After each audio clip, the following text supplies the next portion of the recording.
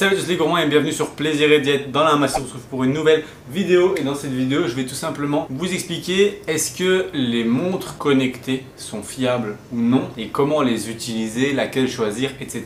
etc.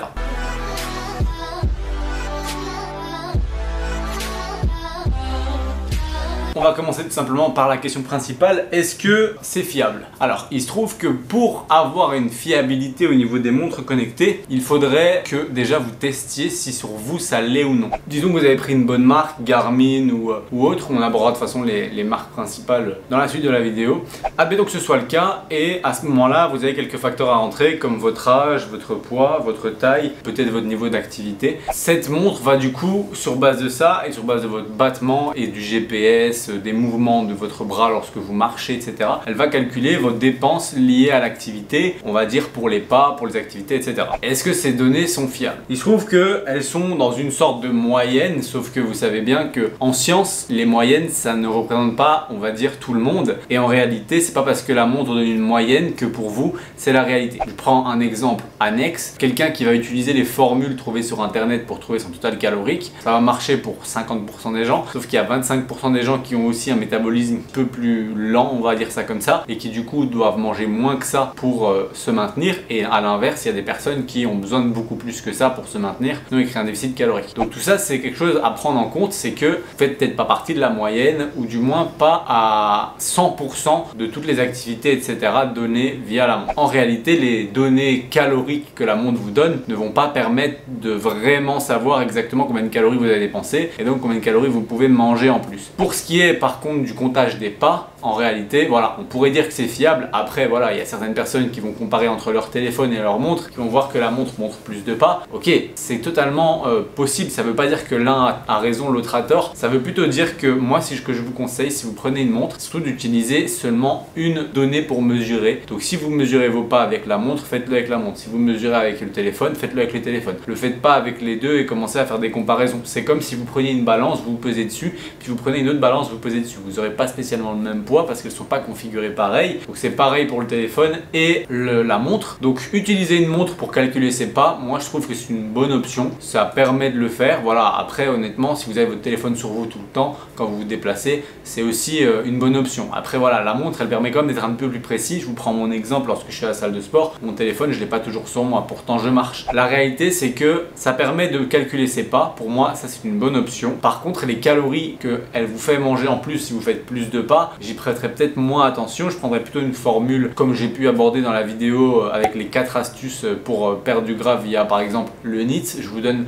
les formules entre guillemets en termes de calories pour votre dépense calorique liée au pas. Allez les voir dans cette vidéo là si vous ne l'avez pas vue. Je vous mettrai dans la description pour aller la regarder. Par contre pour quantifier la quantité de pas que vous avez fait, je trouve la montre comme étant une bonne option. Pour par contre la dépense calorique liée à l'entraînement, je vais pas prendre ça en compte de manière précise. Après pour voir si ça vous convient à vous ou non, la meilleure façon de faire c'est dans un premier temps de faire en fonction de ce que la montre vous dit. Admettons que vous faites des activités en plus de vos activités habituelles et que la montre affiche, je sais pas par exemple pour une session de tennis, 400 calories dépensées. Attention à bien comparer les calories dépensées à l'effort et les calories totales dépensées sur ce moment-là. Parce que les calories totales dépensées sur ce moment-là, en soi, vous les dépensez aussi au repos. Il y a une partie, c'est la partie que vous utilisez pour vous maintenir en vie. Celle-là, il ne faut bien sûr pas la calculer dans les calories à ajouter via l'activité. Souvent, il existe deux types de montres. Il y a des montres qui ne disent pas spécialement, qui disent juste voilà les calories totales. Ça prend du coup en compte les calories liées à se maintenir en vie et celles-là il ne faut pas les compter. Et il y a d'autres montres qui vous disent,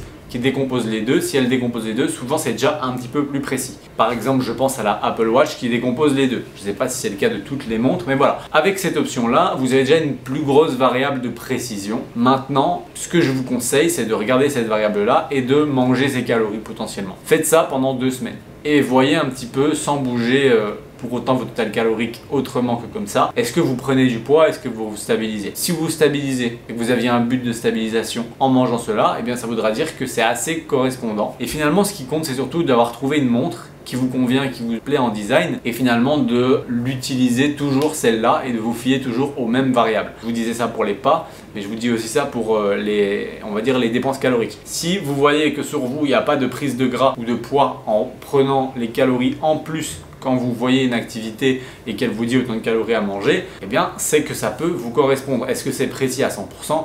En vrai, peu importe. La seule chose qui compte, c'est de vous dire, est-ce que ça va vraiment me correspondre? Est-ce que ça me permet de stabiliser mon poids si j'avais un but de stabilisation à ce moment-là et que j'ai commencé à manger les calories liées à l'activité? Si c'est le cas, eh bien ça va corréler tout simplement l'activité calculée par la montre avec vos besoins. Et une fois que c'est calculé et que c'est corrélé une fois, ça marchera pour toutes les activités. Par contre, ce que je suis en train de dire, c'est que ça, c'est pour les personnes qui font partie de la norme. Si maintenant vous êtes hors de cette norme, ça se peut que cette dépense calorique liée à l'activité soit bien sous-estimée ou bien surestimée. Et dans ces cas-là, vous le verrez sur la balance en testant. Et à ce moment-là, il faudra bien sûr essayer de toujours prendre cela comme une variable, la montre, qui vous donne entre guillemets une idée de est-ce qu'aujourd'hui j'ai marché plus, est-ce qu'aujourd'hui ma séance a été plus dépensière que d'habitude, etc., etc. Puisque vu que les battements de cœur sont pris en compte, vu que le temps de séance est pris en compte, etc., ça vous dira un petit peu, comparé à d'habitude, est-ce que vous êtes au-dessus ou en dessous. Ça vous permettra aussi du coup de savoir, tiens, aujourd'hui c'est normal que j'ai plus faim, j'ai eu une séance qui était plus dépensière. Maintenant, est-ce que les calories liées à la séance sont vraiment fiables? Je le prendrai avec des pincettes et j'essaierai pour vous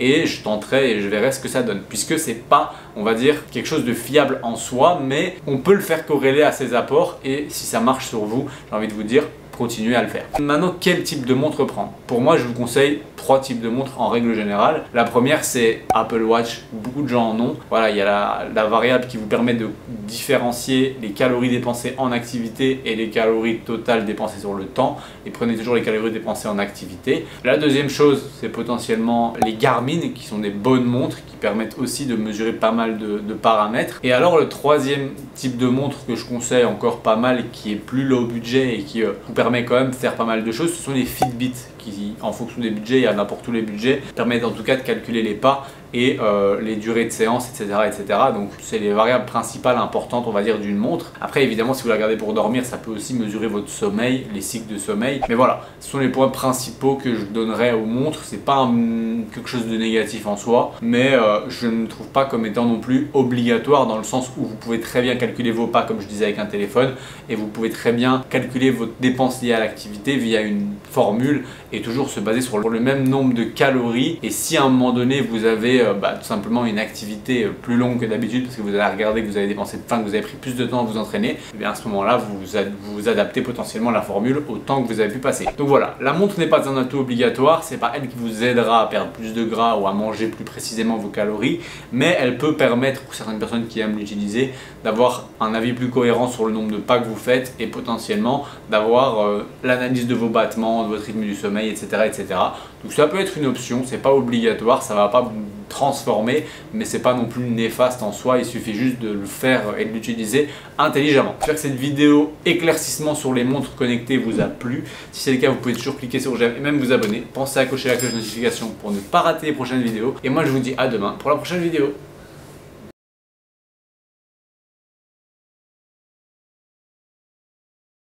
Ok, si tu es encore sur cette vidéo, c'est tout simplement parce que tu es intéressé, parce que je vais te dire là maintenant, je suis en train de te parler de quelque chose d'un petit peu plus personnel, plus axé sur toi, puisque je vais te parler tout simplement des coachings ou accompagnements qu'on peut proposer au sein de Plaisir et Diète. Je pense que si tu nous suis déjà sur Instagram, Plaisir et Diète, donc tout en un mot attaché sur Instagram, ou mon compte perso Maxime-LRNT, tu sais que je propose des suivis et qu'on propose au sein de la team de coaching des suivis au niveau de la nutrition, au niveau de l'entraînement, au niveau des deux ensemble, au niveau de votre mindset, au niveau de la psychologie liée à l'alimentation, un meilleur équilibre, etc. Ainsi que pour ma part et celle de Manon, des consultations diététiques qui peuvent être remboursées en fonction de vos mutuelles. Il se trouve que pour tous ces types de suivis, on a créé une sorte de questionnaire avec toutes les informations que tu pourrais nous faire parvenir pour qu'on analyse un petit peu ton cas et qu'on voit un petit peu ensemble en fait, est-ce qu'on a quelque chose à te proposer qui pourrait t'aider à atteindre tes objectifs, que ce soit une perte de gras, que ce soit une prise de muscle, que ce soit une meilleure relation à l'alimentation, que ce soit tout simplement une sortie des troubles du comportement alimentaire, que ce soit une recomposition corporelle, c'est-à-dire perte de gras tout en prenant du muscle et donc avec un poids qui reste plus ou moins stable mais un visuel qui s'améliore. Il y a moyen de faire de tout, donc l'idée c'est juste que tu nous donnes tout simplement les informations sur toi dans le petit questionnaire, dans la description. C'est C'est un questionnaire gratuit qui te permet de réserver un appel avec un membre de la team pour en discuter gratuitement pendant une trentaine de minutes, voire même 45 minutes si nécessaire, et qu'on puisse répondre à tes questions sur comment on peut t'aider, etc. Et si ça t'intéresse, n'hésite pas donc à aller cocher ce premier lien dans la description et à tout simplement prendre ton appel gratuit pour qu'on voit ensemble ce qu'on peut faire pour t'aider. Ça me fait vraiment plaisir et encore merci d'écouter toutes nos vidéos. Donc ça, c'est le petit cadeau pour ceux qui restent jusqu'à la fin et à la prochaine.